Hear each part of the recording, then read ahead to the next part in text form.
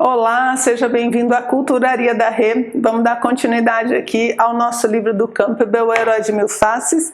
E aqui no capítulo 4, ele vai dar as chaves de interpretação e ele vai fazer um grande resumão aqui de toda a aventura do herói. Ele até desenha aqui para dar uma ajudada para a gente, colocando os aspectos principais da jornada do herói.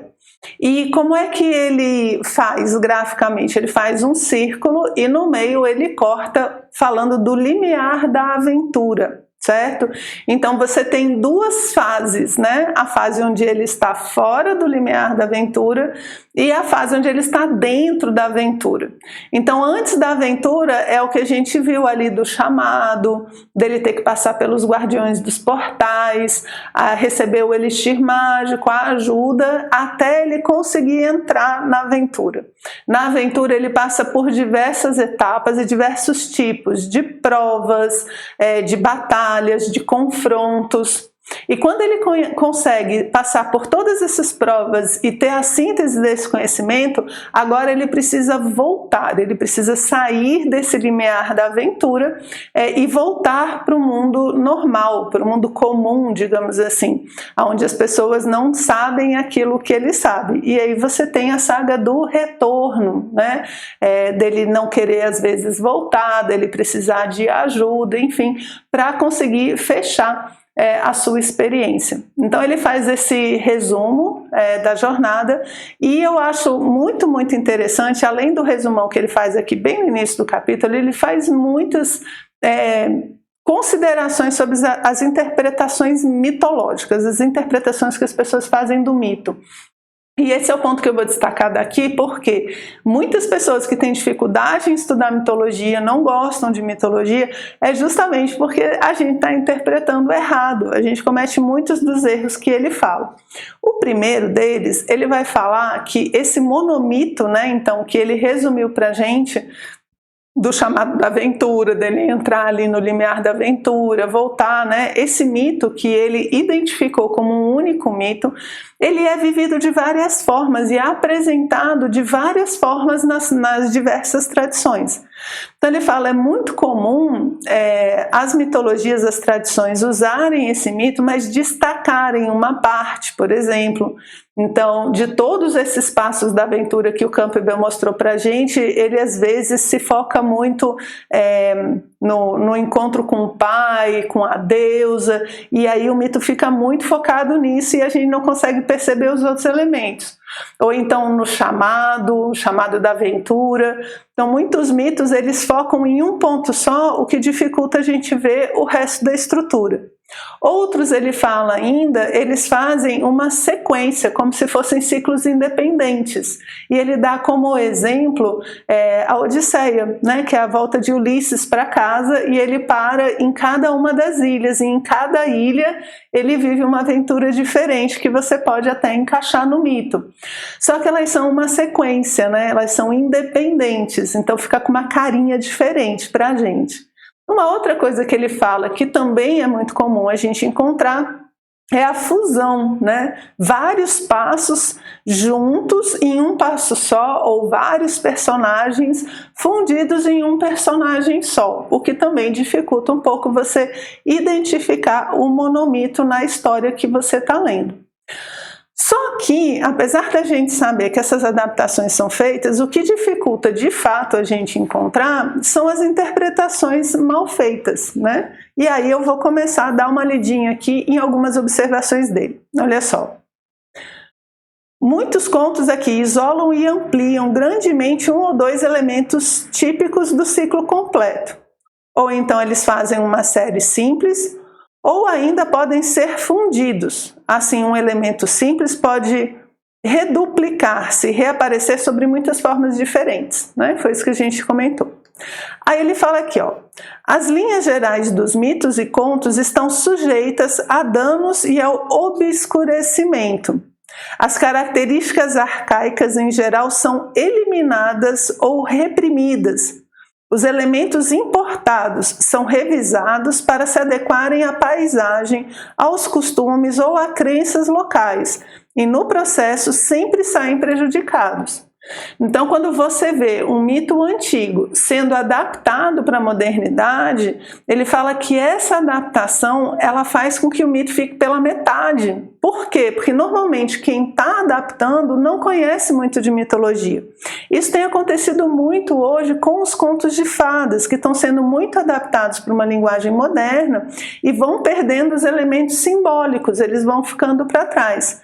Por mais que a gente tenha boa intenção ao fazer isso, a nossa falta de conhecimento simbólico faz com que essas adaptações normalmente tirem muito da mensagem do mito. E aí ele começa a ficar uma coisa mais moderna, mais temporal, digamos assim, e vai perdendo o aspecto universal e atemporal que é típico dos mitos. Então eu faço uma ambientação, sei lá, de uma Chapeuzinho Vermelho para o mundo moderno, depois ela só vai fazer sentido no mundo moderno. Daqui a 100 anos essa história se perde, entende? Esse é que é o problema das adaptações. Aí ele continua aqui, ó. Além disso, o sem número de recontagens de uma história tradicional é inevitável a ocorrência de distorções acidentais ou intencionais. Para dar conta de elementos que se tornaram, por esta ou aquela razão sem sentido, são inventadas interpretações secundárias, muitas vezes com uma habilidade considerável. Então o mito ele vai sendo alterado, ele vai sendo modificado e as pessoas vão pondo interpretações secundárias, que podem até ser interessantes, né? E ele vai falar aqui, vai dar um exemplo pra gente. Eles podem até ser interessantes, mas eles estão se distanciando do centro, da mensagem principal que aquele mito tem para trazer pra gente. O exemplo que ele dá para a gente aqui é o batismo, a cerimônia de batismo dentro da igreja. Eu não vou entrar com todos os detalhes, até porque os detalhes todos que ele coloca aqui, eu não sei se são de todas as tradições, né? Acredito que as igrejas tenham diferenças aí dentro disso do que ele está explicando. Eu teria que fazer uma pesquisa, digamos assim, para ver como é que a gente conhece mais esse rito. Mas enfim, ele descreve o rito do batismo com todos os passos, né, que ele conhece, e ele fala, olha, o batismo hoje em dia ele tem uma interpretação secundária, que é o quê? Limpar a criança ali, a pessoa, do pecado original. Ou seja, é um rito interpretado como um rito de purificação. Só que ele fala que isso é uma interpretação secundária. A interpretação principal é a causa dessa purificação. É possível se purificar no batismo, por quê? Porque aí todos os passos que ele descreve levam a perceber que o rito do batismo é um rito de renascimento, onde a pessoa simbolicamente ela morre e ressurge. E como ela ressurge, como se fosse um iniciado, por isso ela agora está purificada desse pecado original. Então a interpretação secundária ela se sobrepõe à arcaica, que seria essa de renascimento. Olha só que interessante. Então é isso que ele vai falando, a gente vai perdendo algumas chaves de interpretação e vai ficando com outras que são adaptadas, tá? Veja, não é que são erradas, tá? É só uma questão de distanciamento, é como se você perdesse metade da história ficou para trás e você ficou só com uma parte, é isso que ele está alertando, tá? A outra coisa que ele fala são as adaptações, então, ruins, né? Ela fala aqui, ó, nos estágios posteriores de muitas mitologias, as imagens-chave se ocultam como agulhas num palheiro de anedotas secundárias e de racionalizações. Na Grécia helênica e na Roma imperial, os deuses antigos foram reduzidos a meros patronos cívicos. Esse agora que ele fala vai ser engraçado. O Monte Olimpo tornou-se uma riviera, plena de escândalos e negociatas escabrosas, tornando-se as mães deusas ninfas histéricas. Os mitos eram lidos como romances super-humanos. que é como eu vejo muita gente interpretando mito e vendo mito hoje em dia. Tipo assim, ao invés de ver novela, né, mexicana, eu vou ver aqui a mitologia porque também é um dramalhão. É isso que ele está falando. A adaptação vai indo de uma certa forma, você vai perdendo essa chave simbólica, fazendo essa decadência do conhecimento, e aí a interpretação que você faz, ela fica muito superficial. A gente está olhando só a casca mesmo e perde o conteúdo. Né? Aí só um adendo, Platão lá na República, ele fala que esse é o problema da falta de raciocínio simbólico. Ele diz que para quem não tem raciocínio simbólico é melhor não falar de símbolos, porque as pessoas vão interpretar tudo errado. E é essa chave que o Campbell está trazendo aqui para a gente, uma interpretação errada dos símbolos, né, dos mitos que a gente conhece. Olha só o que ele fala aqui, ó. Veja só como não é o que a gente faz. Sempre que é objeto de uma interpretação que a encara como biografia, história ou ciência, a poesia presente no mito fenece. As vívidas imagens estiolam-se em fatos remotos de um tempo ou céu distantes. Ademais, jamais há dificuldades em demonstrar que a mitologia, tomada como história ou ciência, é um absurdo. Então, olha só, o próprio Campbell está falando, você acha que essas histórias de mitologia são um absurdo? São mesmo. Por quê? Porque estão sendo interpretadas como história, como fatos. E isso aqui é muito interessante. Eu vejo muitas pessoas preocupadas, assim, se o rei Arthur, por exemplo, existiu ou não existiu, e vão atrás lá para ver quem ele pode ter sido e tal. Gente, isso não importa, porque se você vai estudar o mito do rei Arthur, você não vai falar de um personagem histórico, você vai falar de um símbolo. Você fala, mas pode ter existido alguém muito parecido. Sim, existiram vários parecidos, sintetizados num símbolo heróico que é o rei Arthur. Mas se a gente começa a querer ver o mito somente pela chave histórica, por uma chave social, por exemplo, você perde toda essa profundidade.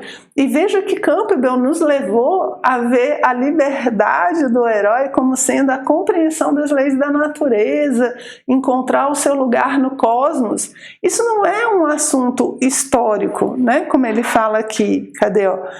Biografia, história ou ciência. Você encontrar o sentido da vida não é nessa chave que você vai conseguir. E é essa chave que o mito quer te ajudar. O mito quer ajudar você a encontrar sentido no meio do caos que é a vida, no meio das dores que a gente tem na existência. Ele quer te ajudar a encaixar isso tudo de uma forma que faça sentido. Então, isso não é biografia de alguém, isso não é ciência material como a gente faz, isso não é história. Isso é o quê? É mito.